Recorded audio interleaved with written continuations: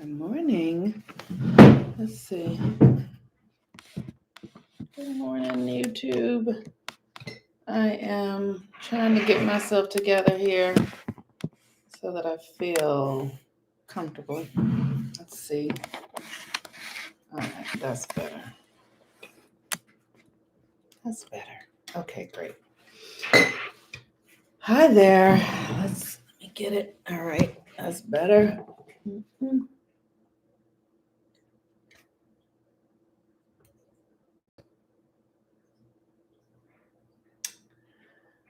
Good morning.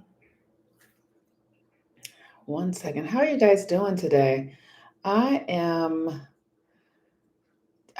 this energy going into the new moon is very intense, and I am how you all doing? The energy is very intense going into the new moon, and I am feeling um I'm feeling like I'm just trying to get centered because I have a lot of things to do. I have a ceremony tonight that we're going to do for the new moon. For those of you who are interested, it's a virtual ceremony, so you can go register in my link tree.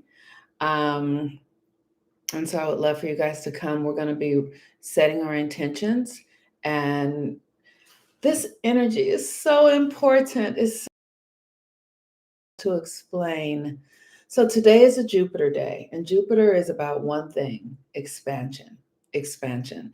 And it's so significant for us to really be willing to think outside of the constructs with which we have been conditioned into. It is important for us to be willing to blow out of the box what we have believed in, practiced, loved, achieved. It is so as we are stepping out of one reality and into another. And the thing that's really significant is to understand that it's only consciousness. It's only consciousness. It's not ultimately you don't have to do anything except change your mind. That's really it. And the way to change your mind is to challenge your current constructs, to challenge your current thinking, to question yourself deeply, rigorously question your ideas, all of them.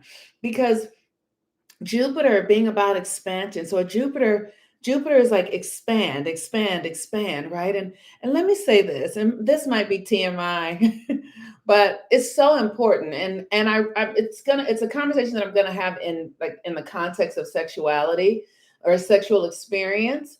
But it's really important to understand that everything works together. So one of the things that I have done to myself, because we create our lives, we create our bodies, we create everything from our belief systems. And when I was a little girl, my mother was a prostitute. I've shared that with you guys. My mother was a prostitute, and I abhorred the way my mother walked. It embarrassed me. It shamed me.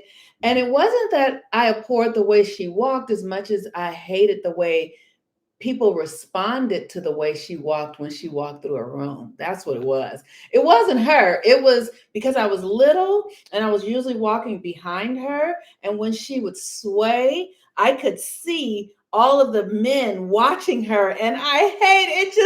It was just like, stop, don't move your booty. you know? So at that young age, and just the indoctrination of my grandmother and Christianity and religion and virtuous woman and keep your body and purity and all that sort of stuff, I started to really come against my own body. I started to really subtly hate my body because I hated my mother's body, right? And so I really wanted my body to be like a little boy's body because I didn't want it to be like a woman's body because I saw that women got all of this attention from men. So I was, I was fasting, thinking, just trying to be skinny, skinny, skinny, like just constantly at odds with my body. And at odds with my sexuality and really deeply um, deeply in deep turmoil about my sexuality and my sexual desire. Not if I was not if I liked men or women, but if I could enjoy the experience of sexuality. Like that was always the thing for me because my mother was a prostitute. I watched how all the stuff I saw, and then Christianity, and just put all of that on it. And so what we have to understand is that our thoughts and all these things form our bodies. So I've always had this interesting experience where um, when I started having sex, when I was really young, I started having sex. Like I don't want to say it that way. I started having sex when I was 13. That's the age. I don't know if that's really young or not, but I was 13. And what I noticed over the years was that men who had larger members, penises, I could not take them in because it would hurt so much. And like, my body was like tight, and it was just really uncomfortable. And so like even when I would go to the doctor for like a pap smear, they would one time they were like, we can't find your uterus, like just because whatever it was, all of this angst and resistance against my own sexual nature and being at war with my body and at war with sensuality really did something in my body that made me contracted, that made me tight. And so for the last several years, as I've been trying to, not willing, as I have been in the practice of healing my own sexual nature, I have been able to see how contracted I am in my body. Contracted I am through resistance and beliefs, and women should be this way, and that is not right. And like all these things that I have been resisting because of the ideas and the identities that I have been fed about women, womanhood, and sex, and that I believe, that I struggle with. All those things align in our bodies, and our bodies hold the memory. There is a book called The Body Holds the Memory. All that stuff holds in the body, right? So what happens for me sometimes if I'm in a new connection with somebody, and if it's almost like my body is only like a yes to a penis that is a smaller size. And I've been asking myself, like, how can I really step into expansion, even in my body? How can my body open up? How can my heart open up? How can my mind open up? How can I come into because it's everything. And the sexuality is where stuff starts. And when I say our sexual nature is our creative power. Yes, it is a very important book. Absolutely. The body keeps the score. And so today we're in this Jupiter day, and we're in this eclipse wormhole energy. And while we have an opportunity to consider what else is possible, right? Where else can we go? It's about expansion. It really is. And expansion is something that's unique to every person. Nobody can tell you what that is for you.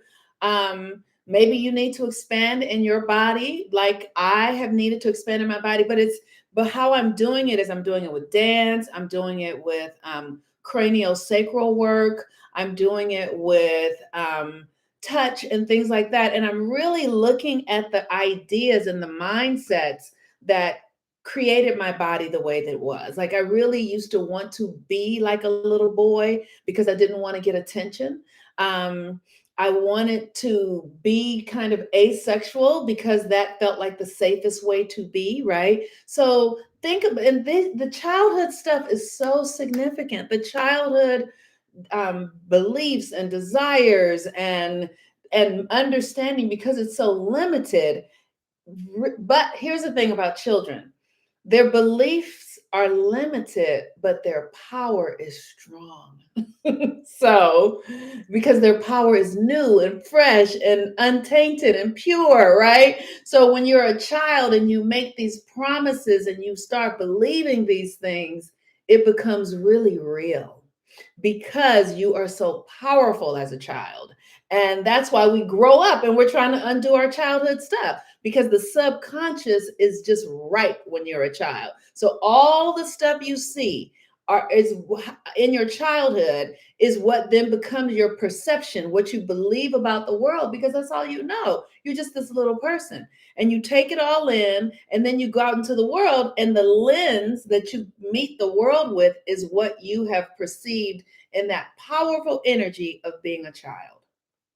And so, with Jupiter in Aquarius, Aquarius is the energy of the mind of God. The mind of God means that we don't know it yet. Now, here's the thing, everything is already known in the mind of God, but it's maybe not known to you. So, if it's not known to you, then you get to go like, what's the new thing for me? How can I expand into a new way of being, into a new way of thinking, into a new way of processing? Literally, whatever it is for you. Like I remember, oh my gosh, I will never forget when my when my marriage was ending, and I started when my marriage ended, and I started chanting Nam Myoho Renge Kyo. I have been a spiritual slut. Like I have laid down with every religion. And if I, that's just sort of my way. I love religion. I love the way religions make love to me. Anyway, so I was practicing Buddhism, and I had met this man who I thought was so gorgeous. Oh, he was so, so, so beautiful. And I remember being really attracted to him. And I remember the moment when I heard myself say, so you think you're going to go get another husband and it's going to be different? You think the husband you were married to was wrong? Uh-uh. The institution you were in was wrong. So don't try to do that again with another person thinking it's going to be different. It's going to have its different nuances, but the institution is still the institution. And so it was in that moment that I had a new idea. I was like, oh, I was married to a great person. It was the institution, which the person I was married to always complained about anyway. But just my own conditioning, and I just love white dresses and weddings, and that was a part of my thing, right? So once I realized that I did not want to be a part of that institution, my whole mindset changed around the way I relate to love and romance, because all of a sudden I no longer was moving towards this thing called marriage or even exclusivity, unless it's something. My whole dynamic changed around the way that I relate and with men and sexuality. Like everything shifted. And it changed everything. I had to question, like, well, why did I want marriage so much? And and why did I believe that was the thing that I needed? And why do I want exclusivity? And what is monogamy about for me? And why do I want that? What is the value of it? And really understanding, these are the things I've been given, right? I've been given that you should be a wife, that you should be monogamous, that you should have children. I've been given those things, and I've even tried, but they don't work for me. They work for others.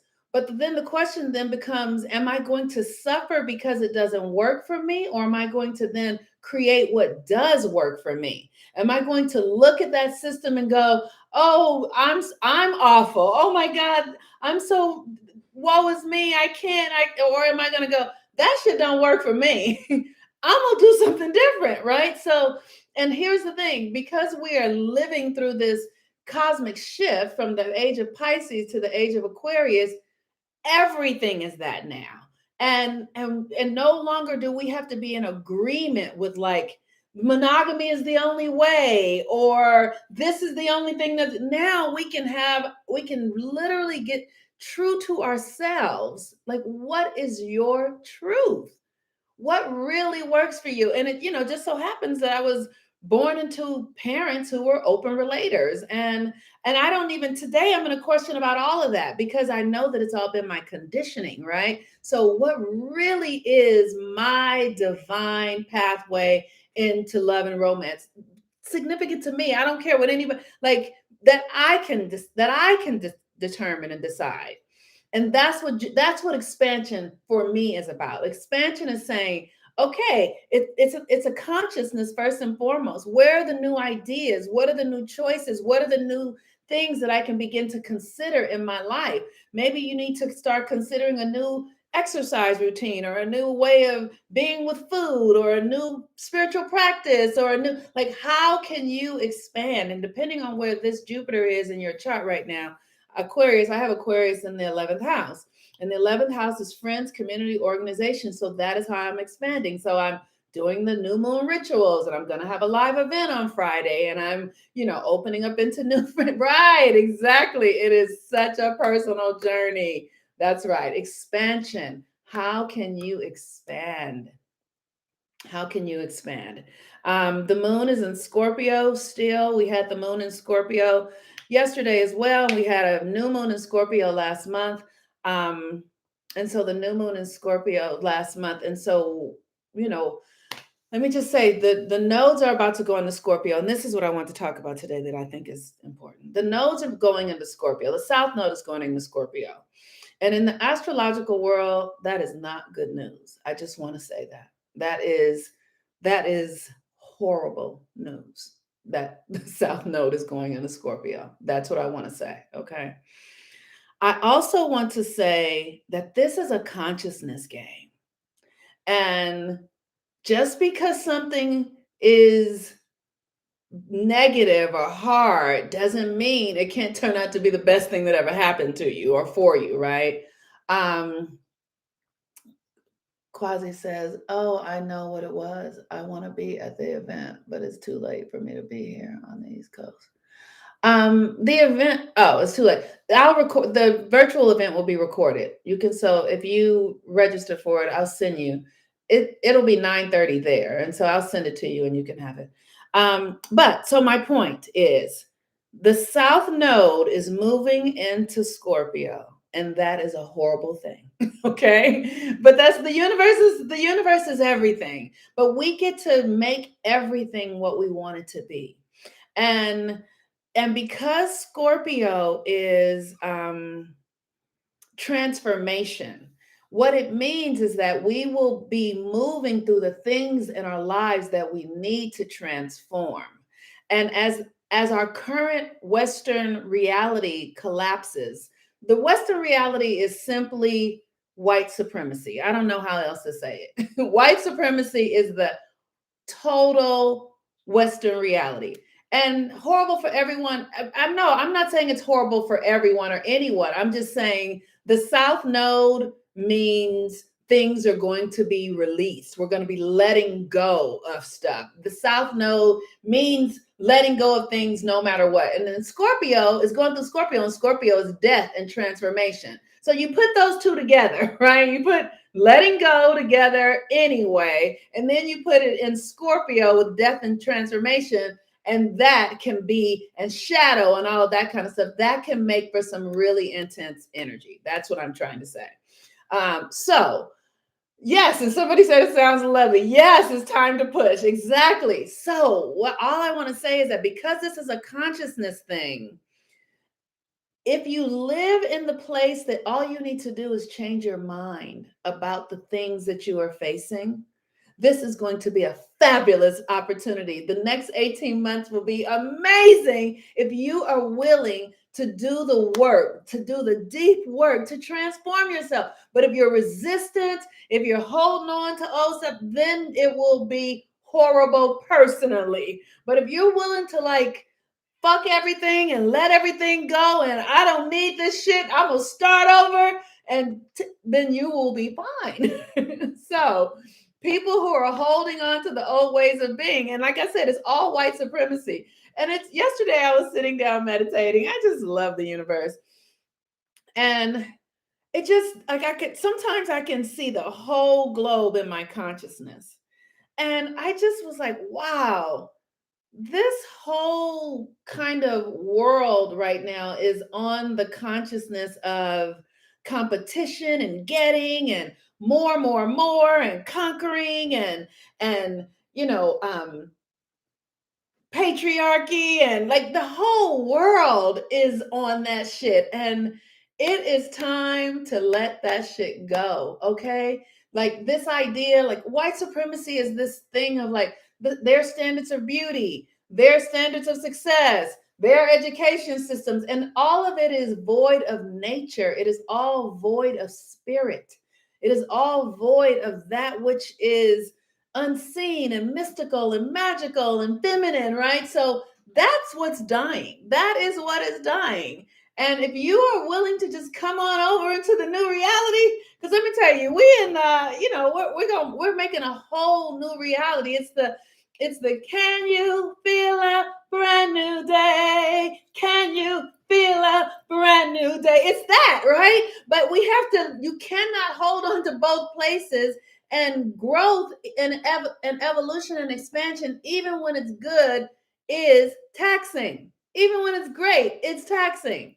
So you have to really give yourself permission to let go of the old stuff from the inside out, feeling great. Yes, sounds like the perfect time to release the 9 to 5. Girls, come see me. Come to Los Angeles.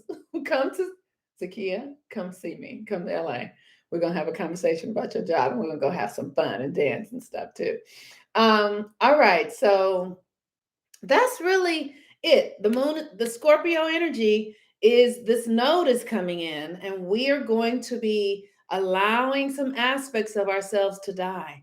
And we're going to do so willingly. We're going to do so lovingly, gracefully, and we do ritual around it. And it's like, letting go of your small self, letting go of the part of you. Like, I'm letting go of the part of myself that thought that my body needed to be a size 2 and that I needed to have narrow hips so men wouldn't. I got, whatever the stories are, letting them go, letting them go. So I am in preparation for this new moon 2 rituals. I'm fasting today because my digestion is like, I don't know how you guys are doing with in this eclipse window, but my digestion is not having it. It's like you can't have nothing else. So I'm drinking teas and herbal teas and smoothies and water and things like that, and just allowing myself to open up and release, because this is a really fascinating time to be alive. And um I think the thing that I'm so fascinated by is that this stuff is not on the news. Like, there is a huge shift in consciousness happening, and and it's not on the news, and all we're hearing is, craziness. And it's like, that's over with, you guys. Turn it off. Don't listen to it. Pray for your children when they leave the house. Like, literally just send light with them, ancestors with them, the people you love. Pray for the people you love every single day. Every day I pray for the people I love. Let me tell y'all, I went out and bought a machine called an Oregon generator last year sometime, and it generates positive chi energy. And I put the names of all of my family and friends on it. And then people that are in my classes, I put their names on it to generate energy to them, to make sure in my consciousness that they are safe and that they are not subject to this reality that's crashing, that they are able to transmute their connections to it so that they can come into a new reality through their consciousness. Like I said, that best thing about this stuff is that it's in your consciousness. You don't have to leave where you are. You don't never have to move. You don't have to do nothing except change your mind. And literally your whole reality will shift, because Pluto is moving through Capricorn. So all of the systems are coming undone. All right, you all. So pray for your family, pray for your friends, pray for the people. When you leave the house, bless yourself. When you eat, if you're eating food that you didn't cook yourself, bless it, put your energy in it, give it light. Like, literally begin to live your life in this very sacred way. When I was in my late 20s, I started at Agape, and I've talked to you guys a little bit about that. But my mission statement, I found it, and my mission statement was, it is my mission to bring it is my mission to bring sacred practice to secular living. It is my mission to bring sacred practice to secular living. And that is all we are doing. That is it. We are bringing sacredness. We are bringing spiritual consciousness and awareness to the things that we do each and every day so that we can begin to experience the magic and the connection and the oneness of all things in all the things that we're doing. And all the things that we're doing. But we have to really understand that we are creating our lives. You are creating this reality because it is an energetic system. So everything in your reality is created by you, including your body and all the experiences and the people that show up. It is a grand creation of your consciousness. And it's beautiful. It's beautiful. It's the most magical thing you could ever experience when you understand it. Hi, Lola. Femme fatale. So yeah, so it really is beautiful. So do the work to let go of the victimhood, the fear, all that sort of stuff. And then we're gonna practice our rituals and get us into the new reality in a way that we're empowered and happy and free and lovely and being authentic and being true to ourselves.